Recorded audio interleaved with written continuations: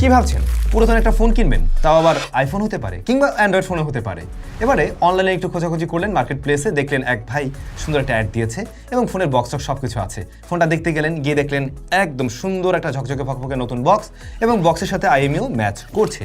আপনি চিন্তা করলেন ওকে অথেন্টিক সেলার এবং হয়তোবা সে নিজে কিনে নিয়ে ব্যবহার করছিল, এখন সে বিক্রি করে দিচ্ছে। আপনি কিনে নিয়ে বাসায় আসলেন, কিছুদিন ব্যবহার করছেন, এবারে পুলিশ থেকে একটা কল আসলো, পুলিশ আপনাকে ডাকলো এবং যাওয়ার পরে দেখলেন পুলিশ ভাইয়ের কাছেও ঠিক এরকম আর একটা বক্স রয়েছে। এবারে তো আপনি কনফিউজড, মানে দুইটা ফোনের আইএমইআই নাম্বারও ম্যাচ করছে কেন করছে, কি করবেন তখন আপনি? ঠিক এরকম ঘটনা বাংলাদেশে অহরহ ঘটছে, রেগুলারই ঘটছে। অনেকেই আমাকে রিকোয়েস্ট করছিলেন ভাই পুরাতন স্মার্টফোন কেনার ক্ষেত্রে কোন কোন বিষয়গুলো দেখে আমাদের কেনা উচিত, সে বিষয়ে কথা বলবো আজকের ভিডিওতে। আপনি হয়তো আমার আগের ভিডিও দেখেননি, এই বিষয় নিয়ে আমাদের চ্যানেলে অলরেডি ভিডিও মেক করা আছে। তারপরেও নতুন নতুন বেশ কিছু বিষয় অ্যাড হয়েছে, যেমন এই যে বক্সের ব্যাপারগুলো হয়তো ওই ভিডিওতে আলোচনা করা হয়নি, যে অলরেডি বক্স এভাবে নকল হচ্ছে। তো সবকিছু বিষয় নিয়ে আলোচনা হবে। যারা একটা পুরাতন ফোন কেনার চিন্তা ভাবনা করছেন, সেটা আইফোন হোক, অ্যান্ড্রয়েড হোক বা উইন্ডোজ হোয়াট এভার যাই হোক না কেন, সেই ফোন কেনার ক্ষেত্রে কোন বিষয়গুলো দেখে আপনি নিলে পরে মোটামুটি ঠকবেন না, আদারওয়াইজ ঠকতে পারেন, সেই বিষয়গুলো জেনে তারপরে না হয় আপনি একটু খোঁজাখুঁজি করবেন পুরাতন ফোনের। আর হ্যাঁ, আজকের ভিডিওতে আপনাদের জন্য থাকবে একটা গিভওয়ে, একটি স্মার্টফোন গিভওয়ে থাকতে যাচ্ছে। কোন ফোন আমি নাম বলছি না, বাট একটা ফোন গিভওয়ে থাকবে আপনাদের জন্য। কোন উপলক্ষে? স্যামসাং পরিবার এখন 42 লক্ষ সাবস্ক্রাইবারের একটা পরিবার। আপনাদের ভালোবাসায় জাস্ট আমরা কোথায় চলে আসছি, একটা টেক রিভিউজ বেস্ট চ্যানেল। আসলেই আপনাদের ভালোবাসায় আমরা কি বলবো, মানে একেবারে ধন্য, এরকমই বলা যায়।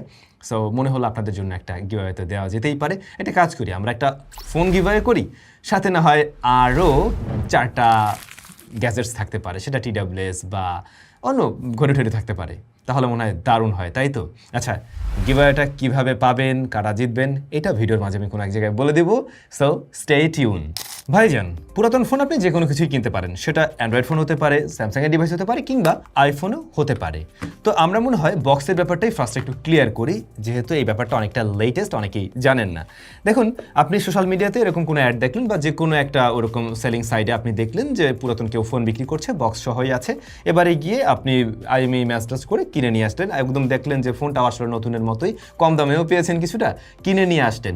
এবারে সত্যিই আপনার কাছে কিছুদিন পরে পুলিশ কল আসতে পারে এবং আপনাকে ডাকা হতে পারে এবং বলা হতে পারে ভাই তুমি যে ফোনটা ব্যবহার করছো এটা একটা চুরি হয়ে যাওয়া ডিভাইস, এই দেখো তার অরিজিনাল বক্স। তখন আসলে আপনার করার মতো কিছুই থাকবে না, উল্টা আপনি একটা মানে কেসে পড়ে যেতে পারেন। আপনাকেও ব্লেম দেওয়া হতে পারে যে তুই বেটা কোত্থেকে চুরি করছিস বল। আইদার ওই ফোন দিয়ে যদি কোনো ক্রাইম করা হয়, সেক্ষেত্রে তো আপনি ফাঁসছেন ভালো মতোই। So be careful. এখন এই বক্সের ব্যাপারটা তাহলে কি হচ্ছে? ভাই বক্স তৈরি হচ্ছে বাংলাদেশে অ্যাভেলেবেল, এগুলো কোনো ব্যাপারই না। বহুত ফোন বাংলাদেশে আসে যেগুলো মানে জাস্ট লট আকারে কিনে নিয়ে এসে অনেকে বাইরে থেকে এনে বাংলাদেশে বক্স করে। এটা তো ধরেন কিনে এনে আপনাকে বিক্রি করতেছে, ওই ফোনে আপনি ঝামেলায় পড়বেন না। বাট অনেক ফোনেই আছে আপনার আমার ঘর থেকে চুরি হয়ে গেছে, চুরি হয়ে যাওয়ার পর বা ছিনতাই হয়ে যাওয়ার পরে সেটার জন্য একটা বক্স তৈরি করা হয়েছে। এবার আপনি সেই বক্সটা দেখে ভাবছেন ওয়াও, ফোনের সাথে তো অরিজিনাল বক্স রয়েছেই, আপনি কিনে ফেললে তো পুরাই সারা। এখন নকল যে বক্সগুলো হয়ে থাকে, এই বক্স দেখলে বোঝা যায়, বাট সেটা সবাই ধরতে পারবে না। আপনার যদি অরিজিনাল একটা ফোন ব্যবহার করার অভিজ্ঞতা থাকে এবং অরিজিনাল ফোন আনবক্সিং করার অভিজ্ঞতা থাকে, মানে আইফোনেরই ওই সেই মডেলের ক্ষেত্রে বা ডিফারেন্ট মডেলও হতে পারে, সমস্যা নেই, সেক্ষেত্রে আপনি ধরতে পারবেন সহজে। বাট যারা এর আগে হয়তো বা আইফোনের বক্স এভাবে দেখেনি বা ওই ফোনটার বক্স ধরে দেখেনি, জানে না, তাদের ক্ষেত্রে ধরাটা মুশকিল হয়ে যায়। নর্মালি হয় কি, নকল বক্সগুলোর এই যে খোলার যে ইয়াটা আর কি, যখন আপনি খুলতে যাবেন আপনি ফিল পাবেন যে ওটা জাস্ট খুলে আসছে। আর এই যে অরিজিনালগুলো কিন্তু বেশ টাইট ফিট থাকে, প্রিমিয়াম থাকে, প্রিন্টগুলো অনেক বেশি প্রিমিয়াম থাকে, ভিতরের অ্যাক্সেসরিজগুলোও কিন্তু যদিও বা সে অরিজিনাল অ্যাক্সেসরিজ একটা দিয়ে দিতেই পারে, ওটা কোনো ব্যাপার না, বাট রিয়ারের যে স্টিকারগুলো হয়ে থাকে, অরিজিনালটার স্টিকার একটু ডিফারেন্ট হয়, নকলটার স্টিকার একটু পাতলা হয়ে থাকে, একটু কুলারের দিকে টোন থাকে, আর অরিজিনালটা একটু ওয়ার্মের দিকে থাকে আর কি। এখন এই ব্যাপারগুলো সবাই ধরতে পারবেন না, আমরা জানি, বাট কয়েকটা ব্যাপার বলে দিলাম, মাথায় রাখতে পারেন। অরিজিনালটার এই বক্সের উপরে যে প্রিন্টটা, এটা অনেক সময় হাত দিলে ফিল পাওয়া যায়, যে রিসেন্ট টাইমের আইফোনের যে ফোনগুলো রয়েছে। এখন অ্যান্ড্রয়েডের ক্ষেত্রে ধরাটা মুশকিল হয়ে যাবে, আইফোনের ক্ষেত্রে অনেকে ধরতে পারবেন। আবার আইফোনের ক্ষেত্রে ধরার আরেকটা ব্যাপার আছে, একটু ওল্ড জেনারেশনের যে আইফোনগুলো রয়েছে সেগুলোর বক্স কিন্তু বড় ছিল, চার্জার সহ যখন দিত, বাট এখন দেখবেন চোরেরা করে কি, পাতলা প্যাকেটও দিয়ে দেয়। কয়েকদিন আগেই একটা পুলিশ ভাইয়ের আর কি এরকম ভিডিও দেখছিলাম, যে দুইটা বক্স নিয়ে এসে দুইটারে ম্যাচ করছে, বাট একটার বক্স মোটা, একটার বক্স পাতলা। ওই যে পরে যেটা বানাই দেওয়া হয়েছে ওটা পাতলা করে ফেলছে, চোর অতটা ধরতে পারে না যে পাতলা করলে করলে ধরা খেয়ে যাবে আর কি, পাতলা না করলেও তো ধরা খাইতো। যাই হোক, তো এই ক্ষেত্রে আমি বলবো কি ভাইয়া একটু মানে কেয়ারফুল থাকেন। যারা কিনা এরকম সোশ্যাল মিডিয়া থেকে একদম আননোন কোনো পার্সন থেকে ফোন কিনবেন, বিশ্বাস করার কোনো প্রয়োজন নাই। আপনি তাকে ওভার ভেরিফাই করেই কিনুন। সেক্ষেত্রে লজ্জা টজ্জা দূর করে আপনি বলেন যে ভাই আপনার ভোটার আইডি কার্ড দেন, ভোটার আইডি কার্ড দেবে আপনাকে, সেটা নকল হতে পারে, সেজন্য দরকার হলে আপনি অনলাইন থেকে যাচাই করে নিয়ে তারপরে শিওর হন যে আসলে এই ব্যক্তি সেই ব্যক্তি কিনা যিনি সেল করছেন। মানে এখানে লজ্জা করে লাভ নেই। এছাড়া অন্য কোনো ডকুমেন্টস বা পরিচিতদের মাঝে হলে তো ভালোই। আর সবচেয়ে ভালো আপনারা যদি কোনো শপ থেকে নিতে পারেন, সেক্ষেত্রে শপ ওনারকে আপনারা ধরতে পারবেন না, ওই প্রতিষ্ঠানকে গিয়ে আপনারা চার্জ করতে পারবেন, এটা মানে সুযোগ আছে। আচ্ছা, এরপর যদি একদম বেসিক জায়গায় চলে আসি, সেটা হচ্ছে যে একটা ফোন পুরাতন, সেটা আপনি জেনে শুনে কিনছেন, বাট কোন বিষয়গুলো দেখলে পরে আসলে আপনি বুঝতে পারবেন যে এই ফোনটা মোটামুটি এখন সুরক্ষিত আছে বা ভালো আছে। দেখুন, কেউ আপনাকে এসে বলবে না যে এই ফোনটা ভাই আমার হাত থেকে পড়ে গিয়ে ডিসপ্লেটা ফেটে গিয়েছিল, যে কারণে আমি ডিসপ্লেটা চেঞ্জ করে নিয়েছি, উপরে গ্লাসটা চেঞ্জ করেছি, অথবা আমার ব্যাটারিটা খারাপ হয়ে গিয়েছিল, ব্যাটারিটা ভাই একবার জাস্ট চেঞ্জ করেছি, কিংবা অন্য কোনো একটা ছোটোখাটো ইস্যু হতে পারে। এই ব্যাপারগুলো আপনাকে কেউই বলবে না। সবাই চাইবে আপনি দেখে শুনে বুঝে এটাই বুঝুন যে এই ফোনটা কেউ আগে আর খুলেনি, এখন পর্যন্ত একদম ইনটেক্ট অবস্থায় আছে, বাট পাল্টানো হতে পারে। এখন দেখবেন কি, চোর চুরি করলেও কোনো না কোনো একটা ক্লু রেখেই যায়, সেরকম ফোন খোলা হলে কোনো না কোনো কিছু রেখেই যাবে, যেটা আপনি ধরতে পারবেন যদি কিনা আপনি একটু ট্রিকি মাইন্ডেড হন বা এই ধরনের ট্রিক্সগুলো জানেন।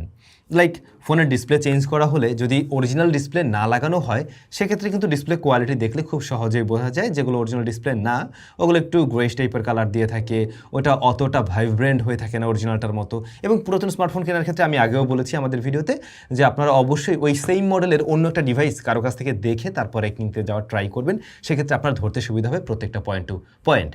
এবারে ডিসপ্লের পাশে কর্নার এরিয়াগুলো খুব ভালো করে খেয়াল করলে হয়তো বা দেখলেও দেখতে পারেন যদি চেঞ্জ করা হয়, মানে অরিজিনাল ডিসপ্লে লাগিয়েছে বাট চেঞ্জ করেছে, সেক্ষেত্রে আপনি হয়তো বা কখনো এরকম পেতেও পারেন যে একটু খুলে আছে বা মানে ফিনিশিং লাইনটা অতটা বেটার না।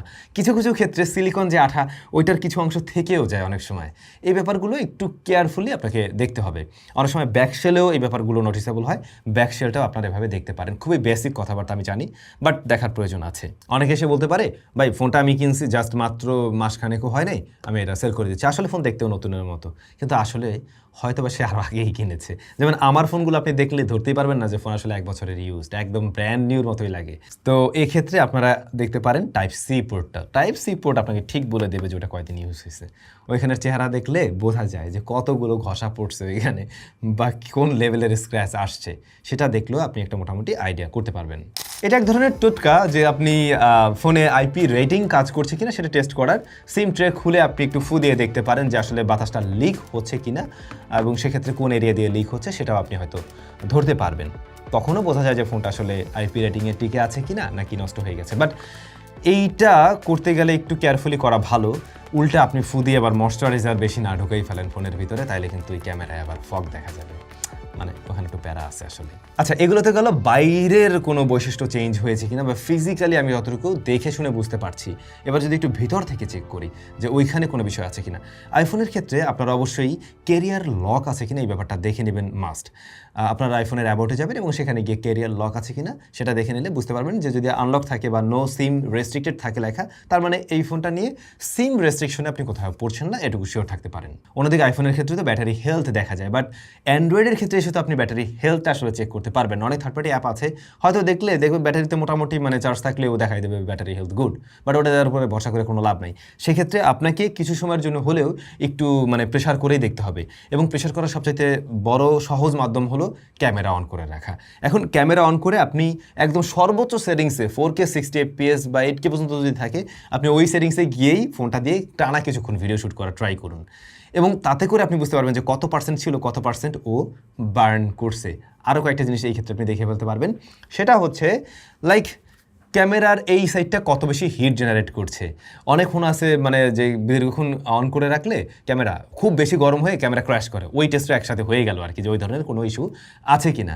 আর ক্যামেরা লং টাইম এভাবে রান করে রাখলে যখন ভিডিও শ্যুট করছেন তখন যদি দেখেন যে অল্প সময়ের মাঝে অনেক বেশি ব্যাটারি ডাউন করে ফেলছে বা বার্ন করে ফেলছে, তার মানে এটার ব্যাটারিতে ইস্যু আছে। এবং এই ধরনের ফোনগুলো খুব দ্রুত চার্জ হবে এবং খুব দ্রুত ব্যাটারি বার্ন করবে। যদি চার্জ দিয়ে দেখারও সুযোগ থাকে সেটা আপনি দেখতেই পারেন, লাগলে পাওয়ার ব্যাংক নিয়ে যাবেন হাই ওয়াটের, যদি সুযোগ থাকে আর কি। তাছাড়া ফোনের যে ব্রাশ মোড রয়েছে, একসাথে অনেকগুলো ছবি ওঠে, আপনি জাস্ট চেপে ধরে বসে রাখবেন, যে টানা ছবি তুলতে থাকবে, ক্যামেরা শাটার মানে ক্লিক করতেই থাকবে। তো সেক্ষেত্রেও আপনি চেক করতে পারবেন যে ও আসলে কত দ্রুত ব্যাটারি বার্ন করছে।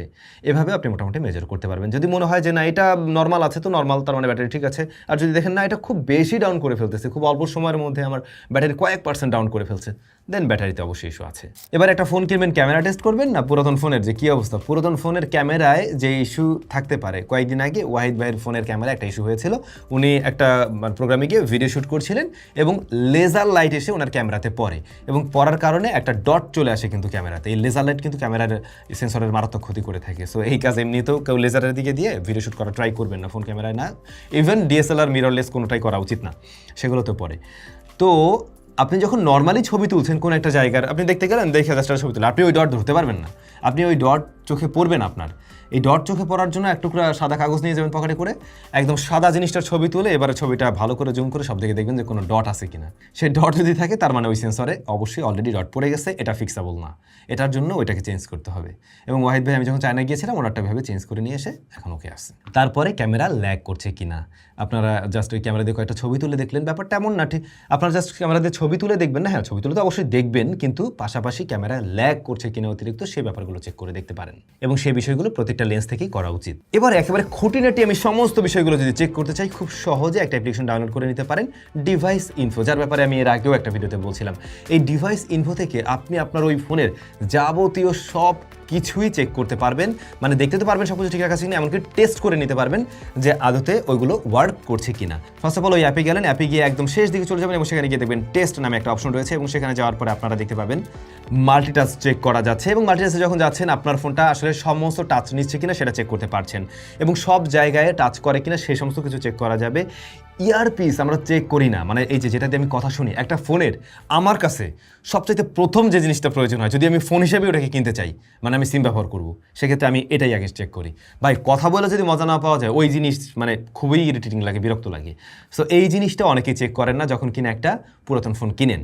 তো এখানে আপনারা ইয়ার স্পিকার চেক করারও অপশন পেয়ে যাবেন, সেখান থেকে চেক করে নিতে পারবেন। সেন্সরগুলো চেক করতে পারবেন, বিভিন্ন সেন্সরের মানে টেস্টিং রয়েছে এখানে, সেগুলো টেস্ট করার সুযোগ আছে আর কি। তাছাড়া ফ্ল্যাশ লাইট ওখান থেকে আপনি চেক করতে পারবেন।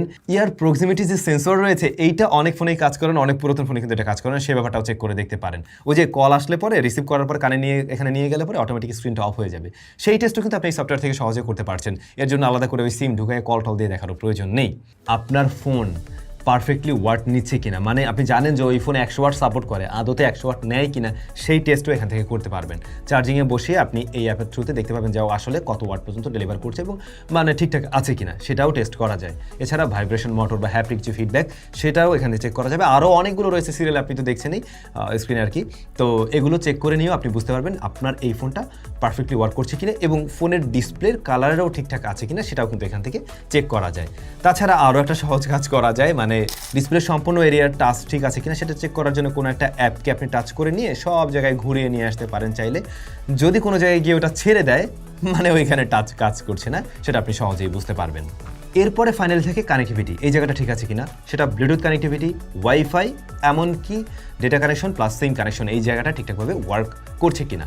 এজন্য আপনি এমন একটা সিমকে চয়েস করতে পারেন যার নেটওয়ার্ক একটু কম আর কি, এরকম কিছু চয়েস করলে বরং ভালো। আপনি ওইটা নিয়ে গেলেন, নিয়ে গিয়ে আপনার ফোনটাতে মানে যে ফোনটা কিনবেন সেটাতে ইনস্টল করে আপনি চেক করে দেখতেই পারেন যে আসলে কী অবস্থা।